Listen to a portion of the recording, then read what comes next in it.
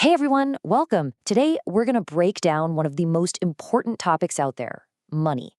And don't worry, we're skipping the complicated jargon and the boring textbooks.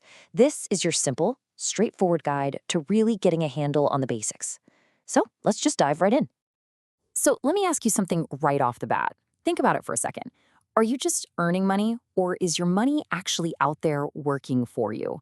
The difference between those two ideas is, well, it's everything. And that's exactly what we're going to unpack today. All right, first things first. Before we can even dream about making our money work for us, we need to get a grip on what money actually is. I know, it sounds obvious, right? But believe me, it's so much more than just the notes and coins you have in your wallet. At its heart, you should really just think of money as a tool. Seriously, like a hammer or your smartphone, it's something we use to get things done.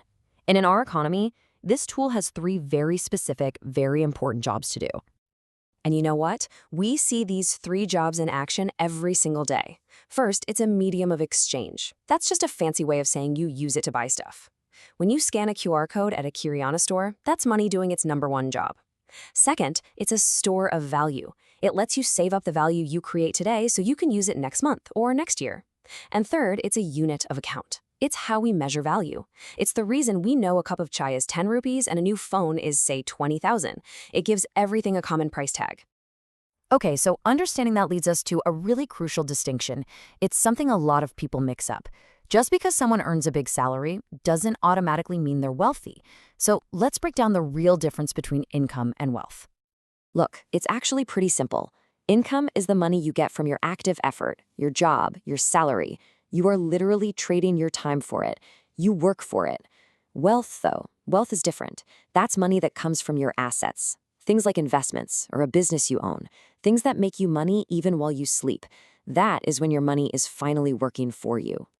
Have you ever stopped to wonder where money actually comes from?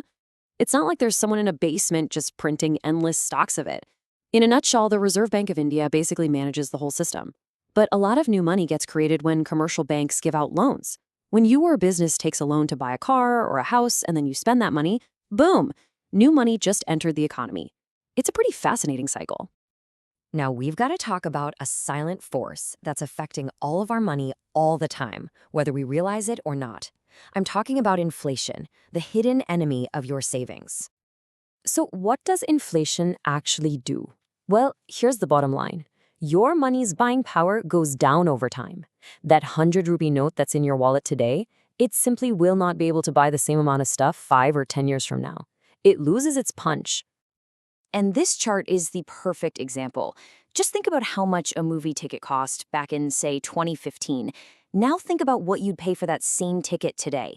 The movie hasn't changed, right? But the price has gone way up. That is inflation, right there in front of you, making everything we buy just a little more expensive year after year. So, if everything's getting more expensive, what are we supposed to do about it? This brings us to probably the most important point of this whole discussion. Why just saving your money, as good as that is, might not be enough. And look, I want to be super clear here. Saving money is absolutely crucial. It's the foundation of any healthy financial life. But if all you do is save, you're actually in a race against inflation. And the tough part is, it's a race you might be losing without even realizing you're in it. This chart right here, this shows you exactly what I mean. Your money in a savings account might be earning you, what, maybe 3% interest? That feels good, right? But if the average inflation rate is sitting at 6%, well, you do the math. Your money's actual buying power is shrinking by 3% every single year. You're saving, but you're still falling behind. So, how do you win this race? How do you actually get ahead? Well, the answer is investing. Investing is simply the strategy of putting your money to work in assets that have the potential to grow faster than inflation. That's how you can actually increase your real purchasing power over time. And just to be clear, this isn't about giving specific buy this, not that advice. The point is to understand the concept. Investing can look like a lot of different things. It could be buying stocks in companies, putting money into mutual funds, or even investing in yourself and starting a business. The goal is always the same, to make your money work harder for you than you worked for it. So let's end with this one powerful thought. Money isn't the goal, it's a tool, and a tool only becomes powerful when you understand how to use it. The objective isn't just to chase money, it's to learn how to use this incredible tool to build the life you truly want. And the very first step is just understanding the rules of the game. Thanks so much for tuning in.